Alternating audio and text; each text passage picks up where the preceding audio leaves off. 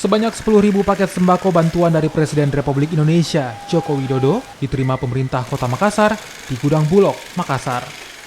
Usai diterima, paket sembako ini akan disalurkan pada masyarakat yang belum menerima bantuan. Bantuan ini nantinya akan diberikan ke masyarakat yang bermukim di Makassar, namun tidak menggunakan KK dan KTP Makassar, termasuk mahasiswa yang menempuh pendidikan di Makassar dan tidak mudik. Sebelumnya, Presiden Joko Widodo membagikan bantuan sosial berupa sembako ke 15 wilayah di Indonesia yang terdampak COVID-19. Bantuan Presiden sebanyak 10.000 paket, ya, bantuan bahan pokok 10.000 paket dari Bapak Presiden untuk Kota Makassar.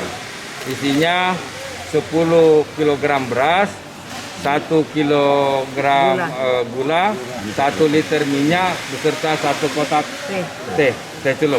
Nah, kami memang arahkan ini lebih kepada yang tidak ber-KTP Makassar atau tidak punya identitas, ya, banyak gepeng gelandangan. Sebab selama ini bantuan-bantuan yang kami berikan itu berbasis kepada KTP KK. Nah, tentu banyak masyarakat yang belum dapat. Nah, ini kami arahkan lebih arahkan ke sana nantinya.